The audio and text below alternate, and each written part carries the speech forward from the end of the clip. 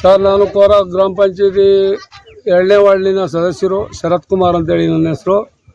ಹಿಂದೆ ನಾವೇನು ಮಾಡಿದ್ವಿ ಅಂದರೆ ಎಲ್ಲ ಗ್ರಾಮ ಸಭೆ ಮಾಡಿ ಸಾಮಾನ್ಯ ಸಭೆ ಮಾಡಿ ಅಪ್ರೂವಲ್ ಮಾಡಿ ತಾಲೂಕ್ ಪಂಚಾಯತಿ ಅನುಮೋದನೆಯಾಗಿ ಜಿಲ್ಲಾ ಪಂಚಾಯತಿ ಅನುಮೋದನೆಯಾಗಿ ಜಿಲ್ಲಾಧಿಕಾರಿಗಳ ಅನುಮೋದನೆಯಾಗಿ ಹೌಸಿಂಗ್ ಬೋರ್ಡಿಂದ ಅನುಮೋದನೆಯಾಗಿ ಮಾನ್ಯ ವಸತಿ ಸಚಿವರಾದಂಥ ವಿ ಸೋಮಣ್ಣನವರು ಹಾಗೂ ನಮ್ಮ ಆಶ್ರಯ ಸಮಿತಿ ಅಧ್ಯಕ್ಷ ಕೊರಟಗೆರೆ ಕ್ಷೇತ್ರದ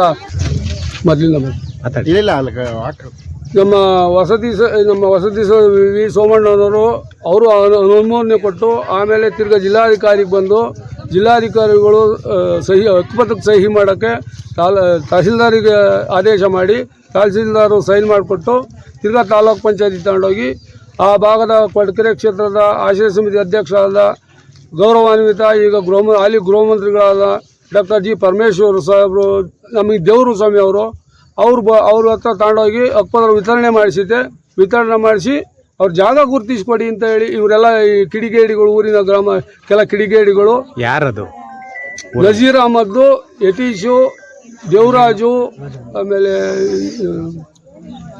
ಬಸವರಾಜು, ಇವರೆಲ್ಲ ಹತ್ರ ಎಲ್ಲ ಸವರ್ಣೀಯರು, ಕೆಲ ಕಿಡಿಗೇಡಿಗಳು ಇವರೆಲ್ಲ ಸೇರ್ಕೊಂಡ್ಬಿಟ್ಟು ಇದನ್ನೇನಾದರೂ ಮಾಡಿ ಈ ಲೇಡಿ ಈಗ SC ಲೇಡಿ ಅಧ್ಯಕ್ಷ ಆಗಿದ್ರು, ಅವಾಗ ಹಕ್ಕುಪತ್ರ ಕೊಟ್ಟಿದ್ರು. ಈಗ ಲೇಡಿ ಅಧ್ಯಕ್ಷೆ ಅವ್ರ ಅವಧಿಯೊಳಗಾಗಿ ಏನಾದರೂ ಮಾಡಿ ಕೊಡಲೇಬಾರ್ದು ಅನ್ನೋ ಉದ್ದೇಶ ಇಟ್ಕೊಂಡು ಈ ಥರ ತೊಂದರೆ ಕೊಡ್ತಾರೆ ಸರ್. ಇವತ್ತು ಬಂದಿದ್ರಲ್ಲ EO ಅವ್ರು ಏನಂದ್ರು? EO ಅವರು ಈಗ ಈ ಹಕ್ಕುಪತ್ರ ಇದು ಮಾಡಿ ತಿರ್ಗಾ ಗ್ರಾಮ ಸಭೆ ಕರಿತೀವಿ, ತಿರ್ಗಾ ತುರ್ತು ಸಭೆ ಕರಿತೀವಿ. ನಾವು ಒಪ್ತಾ ಇಲ್ಲ ಸರ್. ಅದಕ್ಕೆ ಹಿಂದೆ ಆಲೇ ಗ್ರಾಮ ಸಭೆ ತುರ್ತು ಸಭೆ ಕರೆದು ಸರ್ಕಾರ ಆದೇಶ ಮಾಡಿ ಹಕ್ಕುಪತ್ರ ಕೊಟ್ಟಿದೆ. ಈಗ ತಿರ್ಗಾ ನೀವು ಗ್ರಾಮ ಸಭೆ ಏನಾಯ್ತೋ ಯಥಾಸ್ಥಿತಿ ಈಗ ಆಲೇ ಕೋರ್ಟ್ಗೆ ಹೋಗ್ಯಾರೆ, ಹೈಕೋರ್ಟ್ಗೆ ಹೋಗ್ಯಾರೆ. ಕೆಲ ಕಿಡಿಗೇಡಿಗಳು ಯಾರೋ ಇದೇ ಸದಸ್ಯರು, ಗ್ರಾಮ ಪಂಚಾಯತಿ ಸದಸ್ಯರ ರಾಜ್ಕುಮಾರು, ಆಮೇಲೆ ಯತೀಶ್ ಕೆ, ಇವರು ಹೈಕೋರ್ಟ್ಗೆ ಹೋಗಿದ್ದಾರೆ. ತಿರ್ಗಾ ಇದು ಕರ್ನಾಟಕ ಲೋಕಾಯುಕ್ತಕ್ಕೆ ಹೋಗಿರೋರು ಅದೇ ರಾಜ್ಕುಮಾರು, ಆಮೇಲೆ ಗ್ರಾಮಸ್ಥರಾದ ಹರ್ಷಕುಮಾರ್, ಇವರಿಬ್ಬರು ಲೋಕಾಯುಕ್ತಕ್ಕೆ ಹೋಗಿದ್ದಾರೆ. ಅಲ್ಲಿ ಹೋದು ಅವ್ರ ಆದೇಶ ಏನು ಬರುತ್ತೋ ಅದಕ್ಕೆ ನಾವು ಬದ್ಧವಾಗಿರ್ತೀವಿ ಅಂತ ನಾವು ಕೇಳ್ಕೊಂಡಿದ್ವಿ. ಅದೇನಾದ್ರು ಆದೇಶ ಹಕ್ಕುಪತ್ರ ತೆಗೀರಿ ಅಂದ್ರೆ ತೆಗಿತೀವಿ, ಅಂಥವ್ರಿಗೂ ನಾವು ತೆಗಿಯಲ್ಲ. ಅಂದರೆ ಇವರು ಏನು ಮಾಡ್ತಾರೆ, DS2 ಇಬ್ಬರು ಬಂದರು. ಏನು ಹೇಳಿರು, ತಿರ್ಗಾ ಗ್ರಾಮ ಸಭೆ ಕರಿತೀವಿ, ತಿರ್ಗಾ ನಾವು ತುರ್ತು ಸಭೆ ಕರೆದು ತಿರ್ಗಾ ಗ್ರಾಮ ಸಭೆ ಮಾಡಿ ಯಾವುದು ಎಲಿಜಿಬಲ್ ಏನು ಹಕ್ಕುಪತ್ರಗಳವ ಅವು ಪೆಂಡಿಂಗ್ ಇಕ್ಕಿ ಕೊಡೋಕೆ ವ್ಯವಸ್ಥೆ ಮಾಡ್ತೀವಿ ಅಂತಾರೆ. ಹಿಂದೆ ಅಲ್ಲೇ ಮಾಡಿ ಸರ್ಕಾರ ಆದೇಶ ಕೊಟ್ಟಿರೋದಲ್ವ ಸರ್. ಈಗ ಏನಿದ್ರು ಕೋರ್ಟಿಂದ ಏನು ಆದೇಶ ಬರುತ್ತೋ ಅದಕ್ಕೆ ನಾವು ಬದ್ಧವಾಗಿದ್ದೀವಿ, ಅದನ್ನ ತೆಗಿಯೋಕೆ ನಾವು ರೆಡಿ ಇದ್ದೀವಿ. ಅವ್ರನ್ನ ಯಾಕೆ ತೆಗಿಬೇಕು ಸರ್? ಇಲ್ಲಿ ತಿರ್ಗಾ ಗ್ರಾಮ ಸಭೆ ಏನು ಸರ್ ಕರಿಬೇಕು?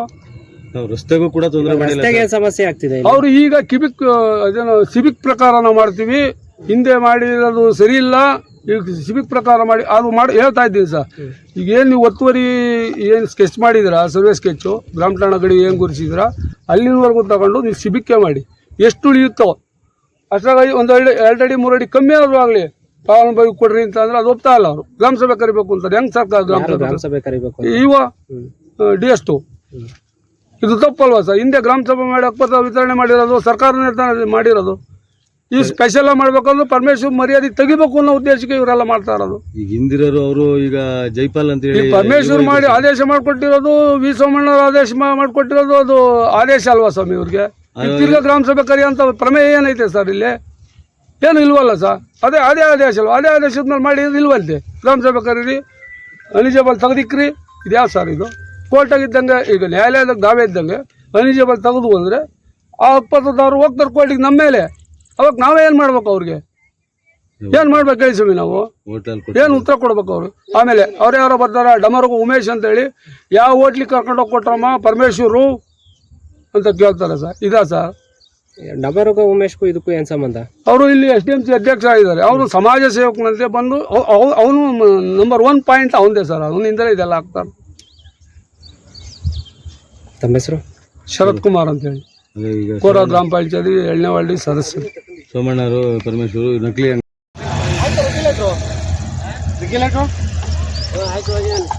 ಇನ್ನೊಂದು ಎರಡು ಹಾಕಿ ಒಂದು ಬರಾಕ್ಯಾರೆ ಪ್ಯಾಕೆಟ್ ಆಯ್ತಾ?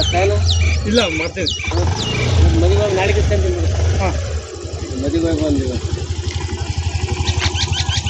ಏನೆಲ್ಲ ಆಯ್ತಾ? ಇಲ್ಲ ಯಾಕೆ? ಇನ್ನೂ ಇಲ್ಲ ಅದೇ 181 ಇವು ಸಣ್ಣವು. ಸಣ್ಣವೇನೆ ಅದು 200.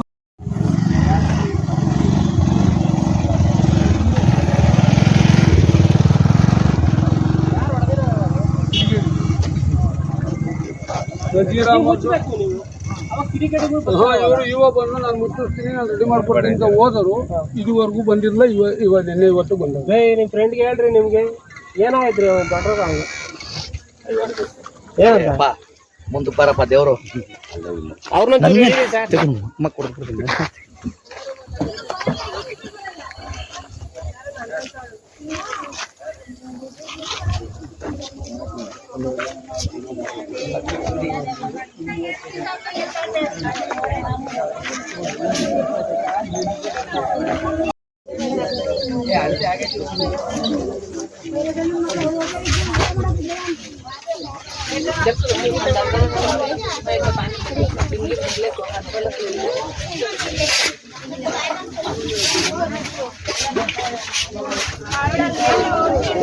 ಹುಡುಗರು ಇಲ್ಲಿ ಸರ್, ಹುಡುಗರು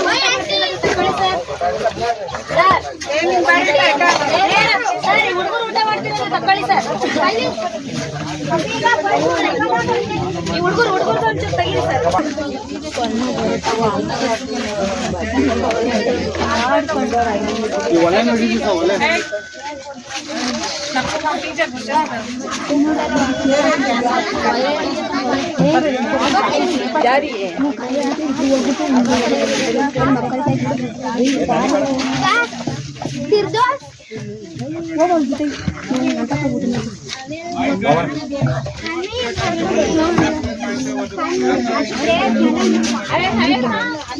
ಅನ್ನ ಇಲ್ಲ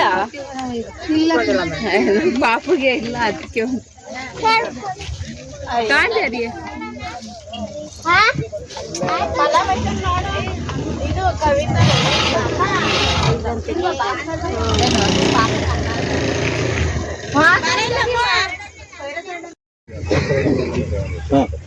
ಆ ಕಡೆಯಿಂದ ರೋಡ್ ಕಡೆಯಿಂದನೇ ಒಂದು ಅಲ್ಲಲ್ಲ, ಆ ಕಡೆಯಿಂದ ಒಂದು. ಇಲ್ಲ ಎಂಟ್ರೆನ್ಸ್ ಅದು ಸರ್ ಹಿಂಗೆ. ಸೋಮಣ್ಣವರು ಕೊಟ್ಟಿರೋದು ನಕಲಿನ ಸರ್ ಹಕ್ಕುಪತ್ರ? ಹೇಳಿ ನೀವೇ. ಅವ್ರು ಕೊಟ್ಟಿರೋ ತಿರ್ಗಾ ಗ್ರಾಮ ಸಭೆ ಕರೀತಾರೆ ಅಂದರೆ ಪರಮೇಶ್ವರ್ಗೂ ವಿ ಸೋಮಣ್ಣವ್ರಿಗೂ ಸಚಿವರಿಗೂ ಏನು ಬೆಲೆ ಏನೈತೆ? ಸರ್ಕಾರಕ್ಕೆ ಏನು ಬೆಲೆ ಐತೆ? ಇವರೇ ಸರ್ಕಾರವಾ? ಈ ಕಿಡಿಗೇಡಿಗಳಿದಾರಲ್ಲ ಅವರೇ ಸರ್ಕಾರವಾ? ಅವ್ರು ಹೇಳ್ದಂಗೆ ಕೇಳ್ಬೇಕಾ ನಾವು ಪಂಚಾಯತಿಯವರು? ಹೇಳಿ ಸರ್ ನೀವೇ.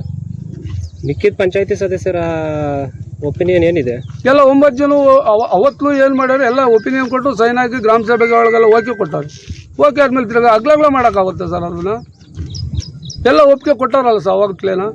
ಅಲ್ಲ, ಈಗ ಬಂದಾಗ ಯಾರು ತೊಂದರೆ ಕೊಡ್ತಿರೋರು? ಯಾರೀಗ ಈ ಹಳ್ಳಿ ಜನ ಸವರ್ಣೀಯರು, ಅದ್ರ ಜೊತೆಗೆ ಈ ಹೆಣ್ಮಕ್ಳು ಅಧ್ಯಕ್ಷರಾಗಿರೋದ್ರಿಂದ ಅವ್ರ ಅವಧಿಯಲ್ಲಿ ಕೊಡಿಸ್ಲೇಬಾರ್ದು ಅನ್ನೋ ಉದ್ದೇಶ ಇಟ್ಕೊಂಡು ಬಂದಿಲ್ಲ ಸರ್, ಅಷ್ಟೇ. ಇದು ಎಲ್ಲ ಕರೆಕ್ಟ್ ಆಗೈತಿ. ಈಗ ಅಧ್ಯಕ್ಷರು ಬಿ ಮಧು ಅಂತ ಈಗಲೂ ಮಹಿಳೆನೇ ಇದ್ದಿದ್ದು, ಹಕ್ಕುಪತ್ರ ಕೊಟ್ಟಾಗಲೂ SC ಮಹಿಳೆ ಅಧ್ಯಕ್ಷರು ಇದ್ದಿದ್ದು. ಇಷ್ಟೇ ಸರ್. ಅಲ್ಲ, ಅಲ್ಲಿರೋದೇ ಅಷ್ಟು. ಅವ್ರನ್ನ ಎದುರಿಸ್ಕೊಂಡು ಈ ಥರ ಮಾಡೋದು. ಮಾಜಿ ಅಧ್ಯಕ್ಷರು ರವಿಶಂಕರ್, ನಜೀರ್ ಅಹಮದ್, ಈಗ ಹಾಲಿ ಸದಸ್ಯರು ರಾಜ್ಕುಮಾರ್, ಯತೀಶ್.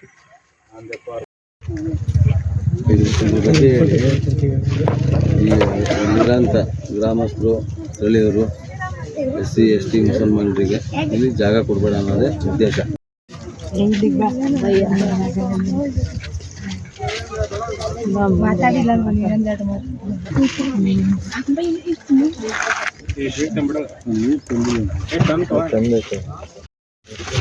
ಅದು ಬೇಕಾ ಸರ್? ಅದು ಹೋಟೆಲ್ ಕರ್ದು ಕೊಟ್ಟವ್ರೆ ಸರ್. ಕೊಟ್ಟಿರೋರ್ಗಾದ್ರೂ ಬೆಲೆ ಬೇಡವ ಸರ್? ಇದು ಅವ್ರಿಗಾದ್ರೂ ಇದು ಕೊಟ್ಟು 3 ವರ್ಷ ಆಗಿದೆ ಸರ್. ಇದು ಹಕ್ಕುಪತ್ರ ನಮಗೆ ನಾವು ಕೇಳ್ತಾ ಇರೋದು ಅಷ್ಟೇ, ನಮ್ಮ ಜಾಗ ನಮಗೆ ಗುರುತಿಸ್ಕೊಳ್ಳಿ ಅಂತ ಅಷ್ಟೇ. ನಾವು ಇನ್ನೇನು ಇಲ್ಲಿ ಜಗಳ ಆಡಬೇಕು ಏನು ಇದಿಲ್ಲ ಸರ್. ನಮಗೆ ನಮ್ಮ ಜಾಗದಲ್ಲಿ ನಾವು ಕೂಕೋಬೇಕಂತ ನಾವು ಕೇಳ್ಕೊಳ್ತಾ ಇದ್ದೀವಿ ಅಷ್ಟೇ. ನಾವು ಗುಡ್ಲಾದರೂ ಹಾಕೊಂಡು ನಾವು ಜೀವನ ಮಾಡ್ತೀವಿ ಸರ್. 25 ವರ್ಷ ಸರ್ ನಾವು ಬಾಡಿಗೆ ಕಟ್ಕೊಂಡಿರೋ ಜೀವನ ಮಾಡ್ತಾ ಇರೋದು. ಏನು ಕೆಲಸ ಮಾಡ್ತೀರಿ? ಬೀಡಿಸುತ್ತೀವಿ ಸರ್. ನಿಮ್ಮ ಹೆಸರು? ರಿಹಾನ. ಉದ್ದೇಶ ಇಲ್ಲೇ SC ST ಏನು ಸಮಸ್ಯೆ ಆಗ್ತಿದೆ ಇಲ್ಲಿ? ಸರ್ ಇದು ಸೈಟಿಂದ ಸರ್ ಸಮಸ್ಯೆ. ನಮಗೆ 3 ವರ್ಷ ಆಗೈತೆ ಸರ್. ಪರಮೇಶ್ವರ್ ಸರ್ ಇದನ್ನು ಕೊಟ್ಟಿದ್ರು ಸರ್ ನಮಗೆ. ಇದು ಬೇಕು ಅಂತಲೇ ಹೇಳ್ತಾರೆ ಸರ್. ಎಲ್ಲರೂ ಬೇಕು, ಹೋಟ್ಲಲ್ಲೋ ಕರ್ಕೊಂಡೋಗಿ ಕೊಟ್ಟಿರೋದು ಇದನ್ನ ಅಂತ ಹೇಳ್ತಾರೆ ಸರ್. ಇವ್ರಿಗೆ ಬೆಲೆ ಇಲ್ವಾ ಸರ್? ಹಂಗಾದ್ರೆ ಕೊಟ್ಟಿರೋ ಸಾಹೇಬ್ರಿಗೆ ನಮಗೆ ಸಾಹೇಬ್ರೆ ಬಂದು ನಮಗೆ ಎಲ್ಲ ಇದು ಮಾಡಬೇಕು ಸರ್. ಇವು ಒಬ್ಬೊಬ್ರು ಬಂದು ನಮ್ಗೆ ಎಲ್ಲರಿಗೂ ತುಂಬ ತೊಂದರೆ ಕೊಡ್ತಾರೆ ಸರ್. ಯಾರು ತೊಂದರೆ ಕೊಡ್ತೀರೋ? ಇಲ್ಲೇ ಸರ್ ಗ್ರಾಮದವರೇ ಯಾರ್ಯಾರು ಎಲ್ಲರೂ ತೊಂದರೆ ಕೊಡ್ತಾರೆ ಸರ್. ನಮಗೆ ದಯವಿಟ್ಟು ನ್ಯಾಯ ಕೊಡಿಸ್ಬೇಕು ಸರ್. ಸಾಹೇಬ್ರೇ ಬರಬೇಕು ಸರ್, ನಮಗೆ ನ್ಯಾಯ ಕೊಡಬೇಕು ಸರ್. ನಾವು ಇವು ಸಾಹೇಬ್ರನ್ನೇ ನಂಬ್ಕೊಂಡಿದ್ದೀವಿ ಸರ್. ನಾವು 15 ವರ್ಷದಿಂದ ಬಾಡಿಗೆ ಕಟ್ತಿದ್ದೀವಿ ಸರ್. 5,000 ಬಾಡಿಗೆ, 2 ಮಕ್ಳನ್ನ ಸಾಕೊಂಡು ನಮಗಂತೂ ಸಾಕಾಯ್ತೆ ಸರ್. ನಮಗೆ ನ್ಯಾಯ ಬೇಕು ಸರ್.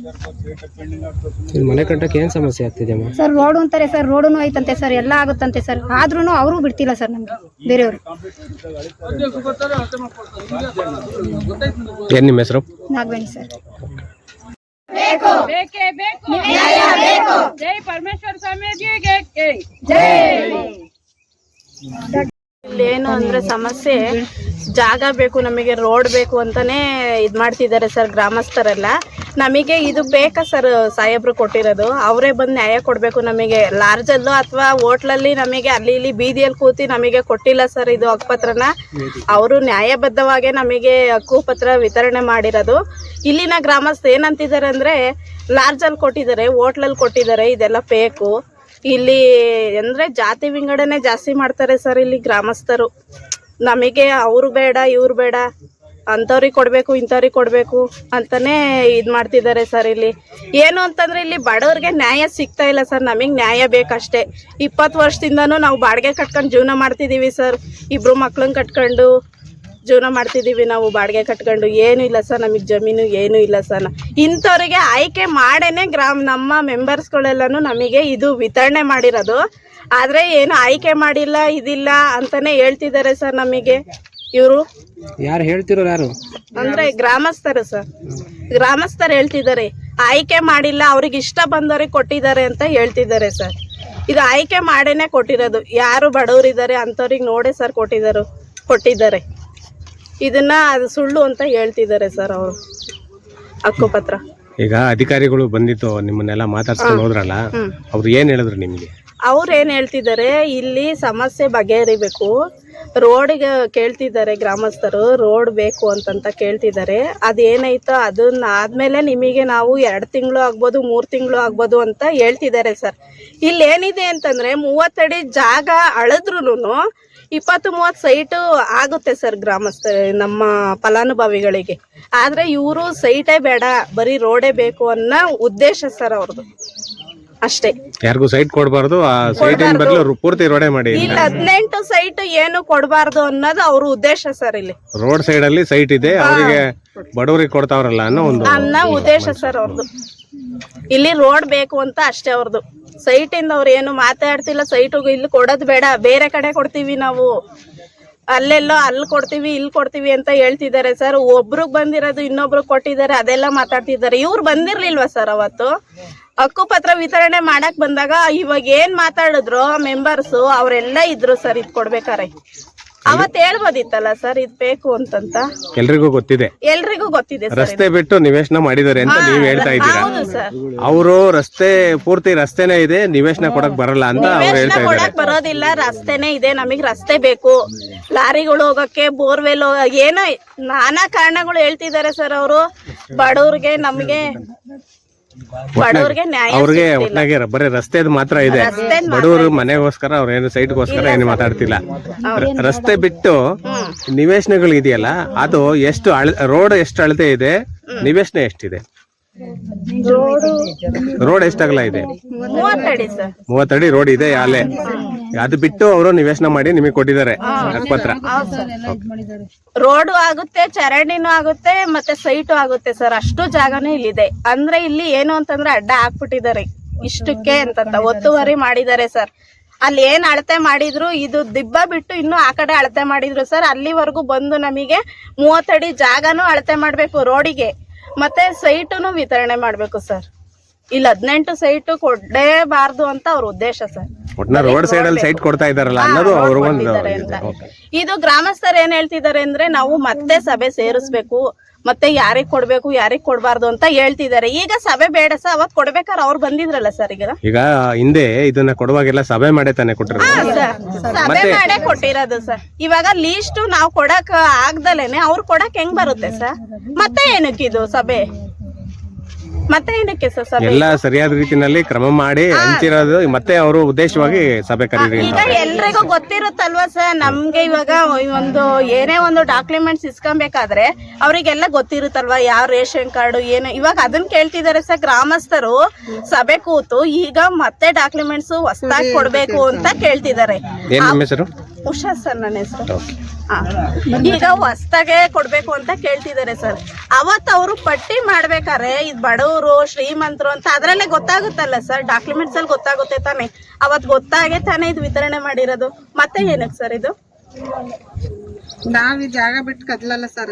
ಸರ್ ಇದು ಸಾಹೇಬ್ರು ಕೊಟ್ಟಿರೋ ಸುಳ್ಳು ಅಂತ ಹೇಳ್ತಿದಾರೆ. ಯಾವನೋ ಕೊಟ್ಟಿದ್ದಾನೆ ಅಂತ ಮಾತಾಡ್ತಿದ್ದಾರೆ ಸರ್. ಸಾಹೇಬ್ರು ಬೆಲೆ ಇಲ್ಲ. ಇದು ಸಾಹೇಬ್ರು ಬಂದೇನೆ ನಮಗೆ ತೀರ್ಮಾನ ಮಾಡ್ಬೇಕು, ನಮಗ್ ನ್ಯಾಯ ಕೊಡ್ಬೇಕು ಅಷ್ಟೇ ಸರ್ ನಾವು ಕೇಳ್ತಾ ಇರೋದು. ನಾವು ಬರೋವರೆಗೂ ಹೋಗಲ್ಲ ಸರ್, ನಾವ್ ಇಲ್ಲೇ ಸರ್. ಬಾಡಿಗೆ ಕಟ್ಕೊಂಡು ಸೋರ ಮನೇಲಿ ಇರೋ ಬದ್ಲು ಇಲ್ಲೇ ಒಂದ್ ಗುಡಿಸ್ಲಾಕೊಂಡು ಇರ್ತೀವಿ ಅಷ್ಟೇ. ನಮಗ್ ನ್ಯಾಯ ಬೇಕು, ಸಾಹೇಬ್ರು ಬರ್ಬೇಕು ಅಷ್ಟೇ. ಅವ್ರು ಕರ್ಕೊಂಡೋಗಿ ಲಾರ್ಜಲ್ ಕೊಟ್ಟಿಲ್ಲ ಸರ್ ಇದನ್ನ. ಲಾರ್ಜಲ್ಲಿ ಹೆಣ್ಮಕ್ಳನ್ನ ಕರ್ಕೊಂಡೋಗಿ ಲಾರ್ಜಲ್ ಕೊಟ್ಟಿದ್ರೆ ಅವರೇ ಬಂದು ಹೇಳಿ ಸರ್, ನಾನು ಲಾರ್ಜಲ್ ಕೊಟ್ಟಿದೀನಿ, ಹೋಟ್ಲಲ್ಲಿ ಕೊಟ್ಟಿದೀನಿ ಅಂತ ಬಂದು ಅವ್ರ ಹೇಳಿ ಸರ್.